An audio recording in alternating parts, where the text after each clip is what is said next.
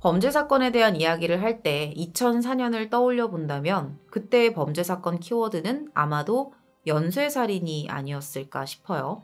정남규, 유영철 이런 최악의 연쇄살인범들의 범행이 터져나오던 게 2004년이었죠. 오늘 제가 준비한 미제 사건도 그 2004년에 벌어진 사건입니다. 이 사건은 2004년 7월 8일 성동구 용답동에 있는 한 주택 3층에서 2명이 살해된 채 발견되면서 시작됩니다. 피해자는 집주인 부부의 12살 딸 그리고 새들어서 함께 살고 있었던 32세의 여성 김 씨였어요. 아이의 엄마와 지인이었는데 이 집에서 함께 살고 있었습니다. 사건은 이 집주인 부부가 외출한 사이에 벌어지게 됩니다. 여성 김 씨는 건너방에서, 아이는 안방에서 숨진 채 발견이 됐죠. 당시에 현장에서 발견된 시신의 모습을 살펴보면 일단 아이는 예리한 흉기에 17군데나 찔렸고요. 목에 당한 공격이 아주 치명적이었어요. 그리고 방어흔은 전혀 발견되지 않습니다. 순식간에 공격당하고 사망한 것으로 추정해 볼 수 있겠죠. 김 씨 역시 몸의 곳곳에 전부 18군데를 찔립니다. 그 중에 심장을 공격한 자창이 치명적이었고요. 이 두 사람 모두 16번 이상의 아주 강한 공격을 당했는데 이 아이와는 다르게 김 씨의 손에는 방어흔으로 보이는 흔적이 확인이 됩니다. 당시 경찰의 판단은 범인이 저항하는 김 씨를 먼저 살해하고 그 소리에 깬 아이를 연속적으로 살해했을 것이다. 이거였어요. 그러면 그 시각에 이 아이의 부모는 어디서 뭘 하고 있었던 걸까요? 아이의 부모, 집주인 부부죠. 그들은 사건 당일에 아이를 재우고 밤 10시부터 1시간 간격으로 집을 나섭니다. 이 두 사람이 노래방을 운영하고 있었거든요. 그리고 자정 무렵에 아이의 엄마가 피해 여성하고 통화를 했었다고 해요. 이때까지는 별다른 일이 없었던 것으로 보입니다. 그런데 새벽 3시 무렵 아이의 아버지가 귀가를 했는데 현관문이 집 안에서 잠겨 있어서 들어갈 수가 없었다고 해요. 이어서 아내도 집에 도착해서 함께 문을 두드렸는데 반응이 없었다는 거죠. 부부는 시간이 늦기도 했고 잠들어서 못 듣나 보다 생각하고 계속 문을 두드립니다. 그런데 이때는 이미 사건이 벌어진 뒤였어요. 현장 주변을 좀 살펴보면 우선 시기적으로 2004년이기도 했고요. 발생 장소가 또 다가구 주택 밀집 지역이었어요. CCTV는 거의 설치되어 있지 않았습니다. 당연히 그 이동 경로나 모습에 대한 정보는 확인할 수가 없었죠. 자, 현장에는 미세한 족적과 피 묻은 수건이 남아 있었는데요. 아마도 범행을 마친 범인이 자신의 몸이나 옷에 묻은 피를 닦아낸 것으로 보였습니다. 자, 그러면 범인이 누군지, 키는 어느 정도인지 이런 것들을 특정할 단서는 없었냐. 일단은 현장에서 DNA가 발견되긴 합니다. 그런데 안타깝게도 모두 피해자의 것으로 확인이 됐죠. 그리고 이 집에 컴퓨터방이 있었어요. 여기 창문에 창살이 5개가 잘려나가 있었던 거예요. 조금 더 디테일하게 말을 해보자면 2개는 밖에서 안쪽으로 그리고 3개는 안에서 밖으로 잘려 있었습니다. 창살을 자르던 범인이 열려있는 반대편 창문을 발견하고 침입을 해서 범행을 저지른 다음에 안에서 나머지 창살을 자르고 도주한 흔적이었죠. 이건 조금 이상한 부분이죠. 이 상황을 머릿속으로 좀 그려보시면 왜 굳이 처음에 들어왔던 그 반대편 창문으로 나가지 않았을까? 이 부분에 대한 의문도 사실 생기는 부분입니다. 자, 그리고 여기서 범인이 범행 당시에 장갑을 꼈을 것이라고 추정할 만한 흔적까지 발견이 돼요. 창살의 단면이 이렇게 잘려 있었을 거 아니에요. 그런데 이 절단된 그 거친 면에 장갑의 섬유가 걸려 있었던 거예요. 이걸로 추정해 볼 수 있는 건 뭘까요? 범인이 장갑과 창살을 절단할 도구를 미리 준비했다는 거죠. 계획적인 범행의 정황이라고도 볼 수 있을 겁니다. 사건 현장인 이 집 내부에서는 범인이 뭔가를 준비했고 어디로 침입을 했는지 이런 건 좀 알아낼 수 있었지만 그래서 구체적으로 누군지를 특정해낼 만한 단서는 없는 상황이었어요. 게다가 사건 당일에 비까지 많이 내리는 바람에 주변이나 외부가 제대로 보존되기 어려웠습니다. 자, 그런데 이 상황에서 감식반이 아주 중요한 증거를 찾게 되죠. 컴퓨터방의 창문 넘어서 아래층인 2층 베란다 지붕에서 5개의 발자국이 발견된 거예요. 사이즈는 280mm였습니다. 조사를 해봤더니 이 신발이 사건 발생 시점으로부터 6년 전에 생산이 돼서 동대문 시장에서 판매된 제품으로 확인이 돼요. 그리고 이 내부에서 찾은 미세 족적이 있었어요. 이거랑 대조를 해봤더니 크기와 문양이 정확히 일치했습니다. 자, 여기까지 여러분들이 내용을 들어보시면 어느 정도 범인이 어떻게 침입했는지 그 경로를 좀 생각해 볼 수 있겠죠. 당시에 경찰이 추정했던 침입 경로는 이웃 건물의 옥상을 통해서 사건 발생 건물 아래층 지붕으로 접근을 한 다음에 그 아래층 지붕을 걸어서 베란다 창문으로 침입을 했을 것이다. 이렇게 추정을 합니다. 그냥 막무가내로 문을 뜯고 들어왔다기보다는 어떤 경로로 내가 이 집에 들어가면 되겠다라는 그 루트를 사전에 계획하고 움직인 것처럼 보이기도 하죠. 도대체 누가 이 집에 침입을 했던 걸까요? 목적은 또 뭐였을까요? 현장을 보면 강도가 든 것처럼 되게 많이 어지럽혀져 있었어요. 근데 특이한 건 정작 눈앞에 누가 봐도 보이는 그 현금 80만 원은 그대로 있었습니다. 강도의 소행이 맞을까요? 경찰은 당시에 가까운 면식 관계에 있는 사람을 시작으로 수사 범위를 점점 넓혀가기 시작했어요. 이유가 있었는데 발견 당시에 피해자들의 얼굴이 베개로 가려져 있었기 때문입니다. 이거는 보통 가해자와 피해자가 면식 관계일 때 관찰되는 공통적인 특징이라고 볼 수 있죠. 그리고 사건 발생 11일 뒤에 경찰이 범인을 검거했다고 발표합니다. 유력한 용의자로 검거한 인물은 숨진 김 씨의 전 남자친구였던 이 씨였어요. 무작정 이 사람을 막 그냥 잡아들였던 건 아니고요. 일단 이 씨에게 과거 다수의 가택 침입 절도 전과가 있었습니다. 피해 여성 김 씨와 교제할 당시에 2번 이상 이 집을 방문한 적도 있었다고 해요. 이 집을 알고 있는 거예요. 경찰은 이 씨가 김 씨를 살해하는 과정에서 자신의 얼굴을 알고 있었던 아이까지 같이 살해한 것으로 판단을 했습니다. 실제로 이 씨는 조사 과정에서 모든 범행을 순순히 자백했어요. 맨몸에 우비만 입고 훔친 오토바이를 타고 피해자의 집에 침입했다. 증거를 남기지 않으려고 우비를 입고 범행을 저질렀다. 라는 거예요. 평소에 이 사람이 집에서도 나체로 생활을 했었다고 합니다. 그런데 재판에서 이 씨가 무죄를 선고받게 됩니다. 그리고 이 사건은 미제로 남게 돼요. 한마디로 이 씨가 무죄를 선고받은 이후에 그 누구도 이 사건의 범인으로 특정되지 않았다는 거예요. 이게 어떻게 된 상황일까요? 당시에 이 씨가 받았던 재판이 살인죄뿐만이 아니라 이후에 저지른 절도 혐의까지 더해져 있었던 재판이었단 말이에요.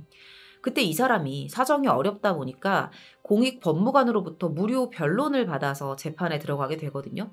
그런데 이때 변호인이 기록을 보면 볼수록 기소에 문제가 있다는 생각을 하게 됐다는 거죠. 자, 여기서부터는 이 씨가 무죄 판결을 받게 되는 그 과정에 대한 설명이라고 봐주시면 될 것 같아요. 일단은 당시에 변호인이 가졌던 의문점 3가지부터 말씀을 드리고 그 다음 과정을 설명해 드릴게요.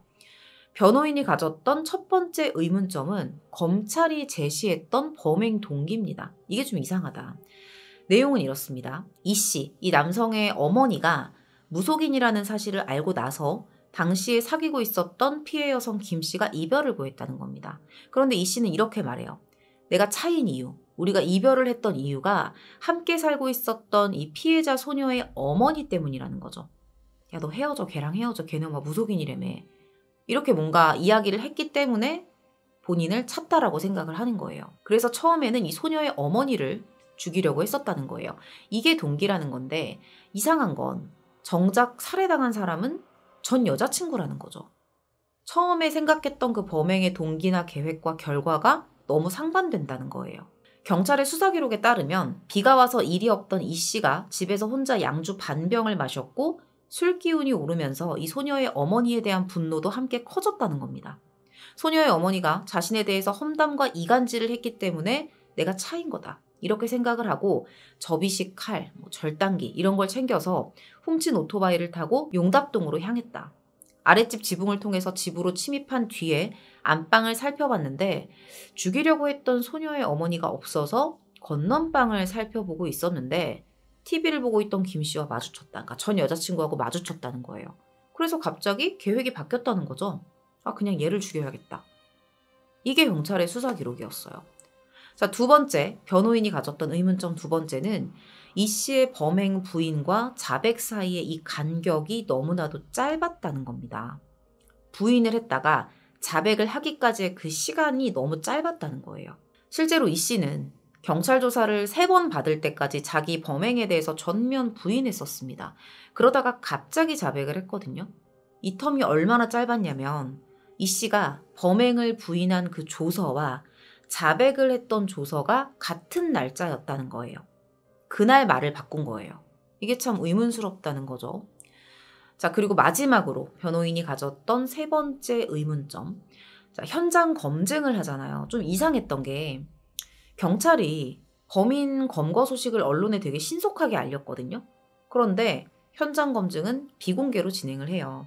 이게 비공개로 진행한 이유가 뭐 이것 때문인지는 모르지만 그게 아닐 수도 있지만 현장 검증이 있던 날에 경찰이 이 씨에게 술을 마시게 했었다는 사실이 밝혀진 겁니다. 이게 정말일까요? 술을 마시게 했다는 건 사실이었습니다. 당시에 수사팀장이 이 씨에게 술을 먹였다는 사실을 인정했어요. 그런데 그건 일종의 배려였다라고 해명을 해요. 현장 검증 당일에 이 씨가 못 가겠습니다. 진짜 맨정신으로는 못 하겠습니다. 이렇게 버텼다는 거예요. 그래서 본인의 요청으로 소주를 줬을 뿐인데 그게 법정에서 문제가 돼서 난감하다라는 입장을 밝히기도 했습니다. 이렇게 이 씨의 변호인이 3가지 의문점을 제기를 했던 거예요. 자, 그리고 이 법정에서 이 씨가 그동안 자신이 했던 자백과 현장 검증 내용에 대해서 다 부인을 해요. 처음과 다르게 다 부인을 하기 시작한 거예요. 경찰이 나에게 강압 수사를 했고 그것 때문에 허위 자백을 했다라고 주장하기 시작해요. 실제로 이 씨가 범행을 저질렀다는 직접적인 증거는 없습니다. 단지 뭐 허위든 뭐든 자백을 했다는 그게 다였다는 거예요. 그걸 가지고 이 사람이 유죄다라고 얘기할 수는 없는 거죠. 재판부는 검찰 조서에 증거 능력이 없다고 판단했고요. 무죄를 선고합니다. 다만 살인 혐의에 대해서만 무죄 판결을 받게 된 거고요. 절도 혐의는 인정이 되면서 6년형을 선고받게 됐죠. 그렇다면 정말 이 씨는 범인이 아닐까요? 수사기록상에는 당시 도주하는 범인을 본 목격자가 있었어요. 이 목격자가 뒷집에 살던 남성이었는데 되게 늦은 새벽 시간에 한 30분 간격으로 외부 계단에서 이렇게 센서등이 켜졌다가 꺼졌다가 이런 것들이 반복이 된 거예요. 그래서 이 시간에 누구지? 도둑인가? 이렇게 생각을 하고 밖으로 나왔었다고 해요. 서둘러 집에서 나와서 골목을 봤는데 그 끝에 오토바이 한 대가 있었고 그 곁에는 우비를 입은 누군가가 서 있는 걸 봤다는 거죠. 목격자에 의하면 어두운 색깔의 우비에 후드를 쓰고 있었던 그 남자가 그곳에 잠깐 머무른 뒤에 오토바이를 타고 사라졌다. 이렇게 말을 했었거든요. 오토바이에는 번호판이 없었고요. 뒤에는 노란색 바구니가 달려 있었다라고 이 사람은 이야기를 합니다. 자, 이 지점에서 경찰이 이 씨가 진범임을 알았다고 해요. 사건 당일 오후에 이 씨가 번호판이 없는 자신의 노란 바구니가 달린 오토바이를 서초동에 버렸다라는 사실을 확인했기 때문이죠. 또한 사건 당일 이 씨를 만난 친구를 통해서도 수상한 행적을 확인합니다. 이 친구가 뭐라고 진술을 하냐면 이 씨가 나 오토바이 팔았고 조만간 중국으로 갈 거야. 이런 얘기를 했다는 거예요. 사건 당일 밤에 이 씨의 부탁으로 내 차에 짐을 실어서 그의 어머니 댁으로 옮겨줬다. 이삿짐이라면서 옮긴 그 짐은 절도로 챙긴 물건들이었다. 이러한 내용들을 진술합니다. 이 씨 스스로도 사건 당일에 자신의 행적이 수상했다는 건 나도 인정한다 라고 이야기했어요. 근데 내 입장에서는 내가 그런 식으로밖에 행동할 수 없었다고 말합니다. 자신의 어머니를 통해서 전 여자친구, 그 피해 여성 김 씨의 사망 사실을 알고 나서 어쨌든 내가 전 남자친구니까 나한테도 수사가 들어올 거라는 걸 예상했을 거 아니에요. 그러면 내가 훔친 물건들을 가지고 있다가 뭔가 좀 걸릴 수도 있잖아요. 그래서 그 오토바이를 버리고 물건들을 옮겼다는 거죠. 이 어머니가 사망 소식을 알게 된 건 경찰 때문이었어요.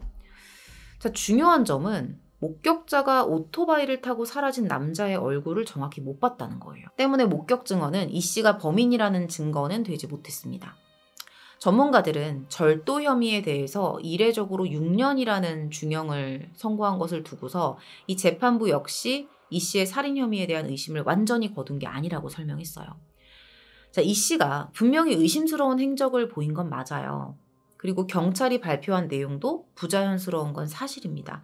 현재 전문가들의 의견은 진범이 따로 있을 가능성이 높다라는 의견을 제시하고 있어요.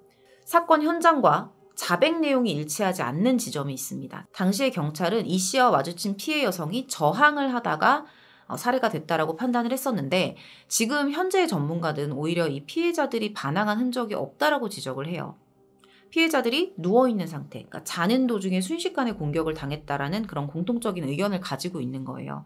일단 왜 그렇게 생각을 하냐면 첫 번째로 혈흔이 이 시신이 발견된 자리에서 벗어나지 않았고 뭔가 이동한 흔적이 없었다는 겁니다. 두 번째로는 피해 여성 김 씨의 경우에는 이불 위에 칼자국이 있어요. 이거는 자는 도중에 찔렸다는 거거든요. 세 번째로 이 김 씨의 손에 보였던 방어흔처럼 보이는 상처 있잖아요.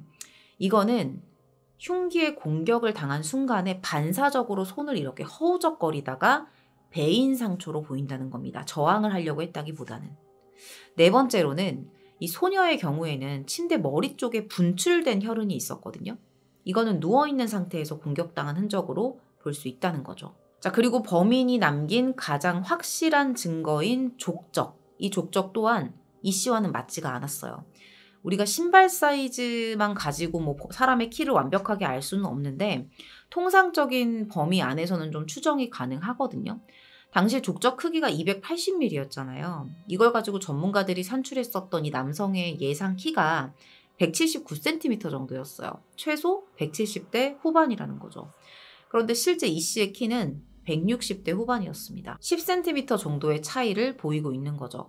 실제로 목격자도 그 남자의 키를 178cm 정도로 기억하고 진술을 했었습니다.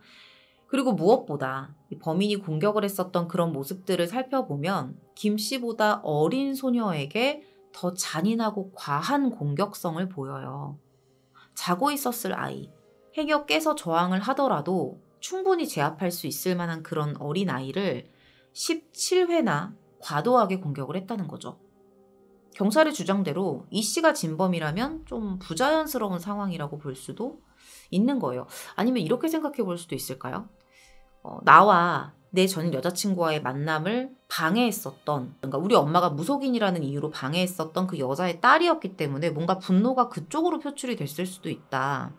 이렇게까지 얘를 죽여서 저 엄마가 완전히 좌절에 빠지게 만들겠다. 뭔가 이런 마음으로 했을 수도 있겠지만 그냥 정말 단순하게 생각을 해본다면 아이에게 그 정도까지 공격을 했다는 건 조금 부자연스러운 부분이라고 볼 수 있겠죠. 사실 그런 속 사정이나 그 당시의 상황이나 이런 것들은 알 수가 없기 때문에 뭐 정확하게 추정을 한다는 것도 사실은 불가능하지만 뭐 끼워 맞춰 보자고 한다면 또 이런 얘기도 해볼 수 있을 것 같아요.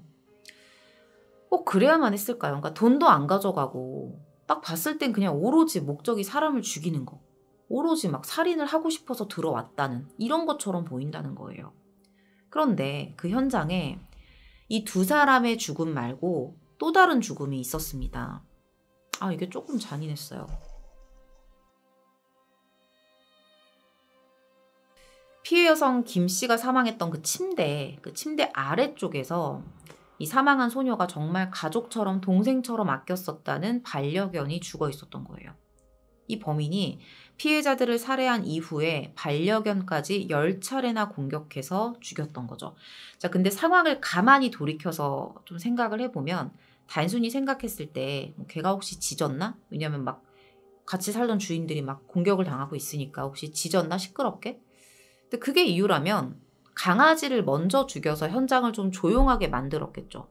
근데 현장의 모습을 보게 되면 몸을 숨기고 도망을 치고 겁에 질린 강아지를 끝까지 잡아서 끄집어내서 죽였다. 이렇게 어떤 그런 끔찍한 상황들이 벌어졌다는 것을 좀 볼 수가 있거든요. 지금 이렇게 빨갛게 점이 찍혀 있는 부분이 강아지의 혈흔이 이동한 경로예요. 자, 이 강아지의 혈흔이 벽을 따라서 기역자 형태로 분포가 되어 있습니다. 공격을 받았던 강아지가 벽과 침대의 머리 받침대 사이로 막 도망을 치면서 몸을 숨겼던 걸로 추정이 되는 거죠.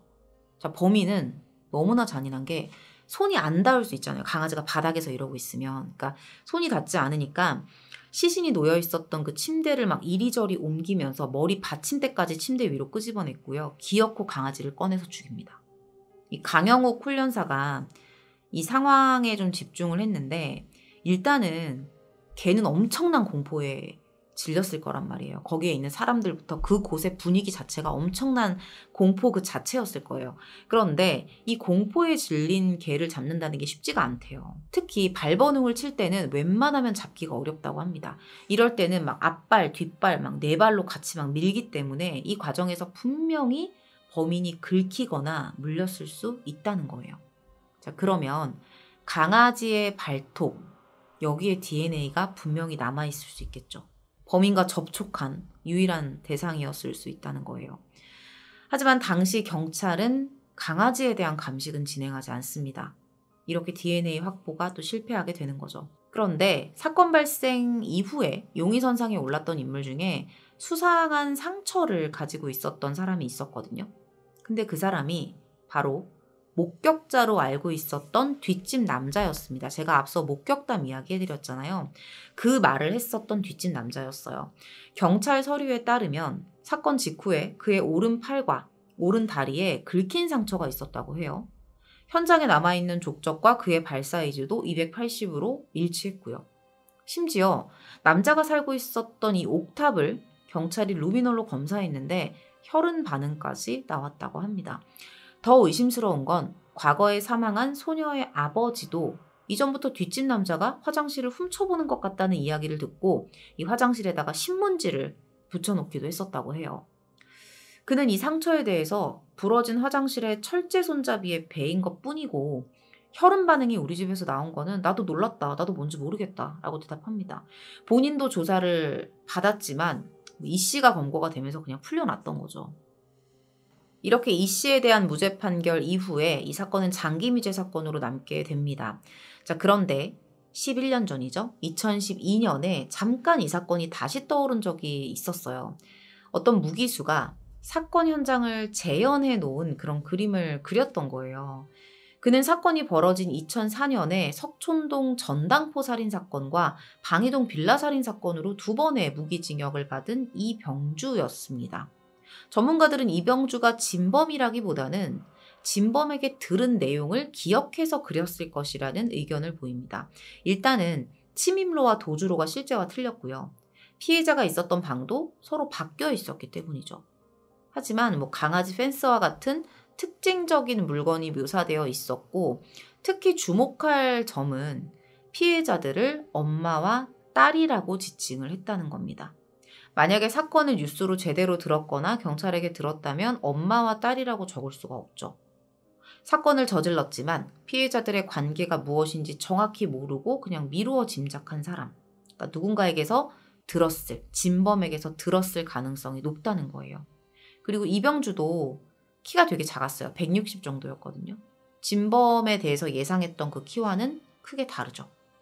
제가 사건 준비하면서 좀 놀랐던 거는 이 사망한 소녀의 아버지가 현재까지 이 사건이 미제로 남아있다는 사실을 몰랐다는 거예요.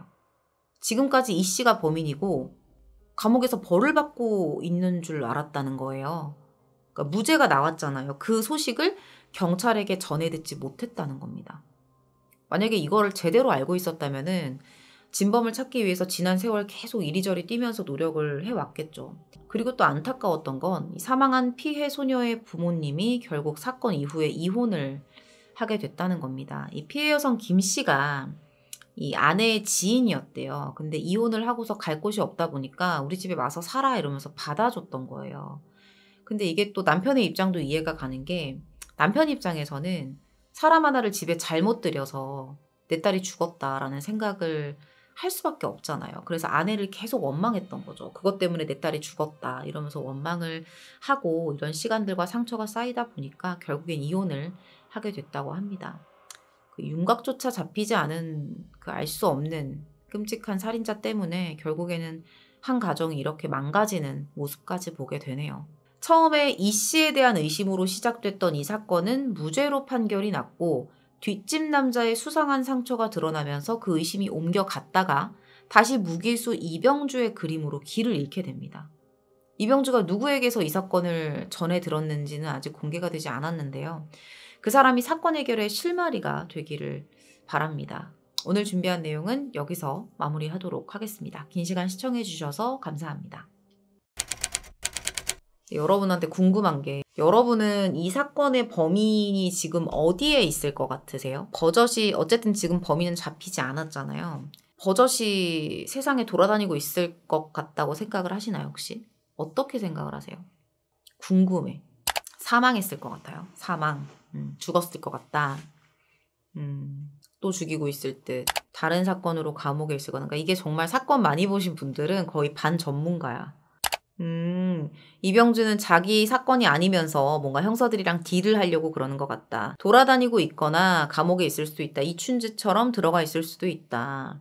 그러니까 이 전문가가 하는 말들을 조금 정리를 해보면 진범에 대해서 하는 말이 일단 이놈은 공격을 시작하면 그러니까 그 공격의 대상이 뭐 강아지가 됐든지 사람이 됐든지 아이가 됐든지 간에 일단은 공격을 시작하면 이게 되게 과잉 공격으로 이어진다라고 얘기를 했어요. 전문가들이. 이거는 이 범인의 내면에 어떤 억눌려 있었던 분노의 폭발 행위가 여전히 이 개에 대한 공격에도 나타났다. 이렇게 볼 수 있다는 거죠. 그러니까 사람에게만 그러니까 사람에게 어떤 분노가 막 폭발해가지고 막 10번 이상 공격을 해서 막 죽였는데 이게 개에 대한 공격에도 그대로 나타나고 있는 거예요. 그러니까 공격을 시작하면 이게 그냥 끝나는 게 아니라 완전히 과잉 공격으로 이어진다는 거죠. 그래서 이 진범에 대해서 그 전문가들이 했었던 말은 분명히 이놈은 처음이 아닐 거다. 분명히 살인에 대한 경험이 있는 놈일 거고 이 내면에 억눌려 있었던 분노가 굉장히 많으면서 잔혹한 면을 가지고 있는 사람일 것이다. 그리고 이 잔혹성이 한 건으로 그칠 리가 없다는 겁니다. 그러니까 이 사건이 뭔가 자기하고 관련된 원한 관계에서 벌어진 사건일 수도 있지만 누군가의 지시나 어떤 교사, 부탁을 받고 행한 가능성도 열어봐야 된다는 거죠. 그래서 이분들이 생각하는 가장 좀 근접한 예상은 뭐였냐면 현재도 교도소에 복역 중일 수 있다는 거예요. 밖에서 정상적으로 살고 있으면 잡혔을 거라는 거죠. 그러니까 죽었거나 아니면 교도소에 복역 중일 가능성이 높다. 이렇게 판단을 한다고 합니다. 또 오늘 이야기는 여기서 마무리하도록 할게요.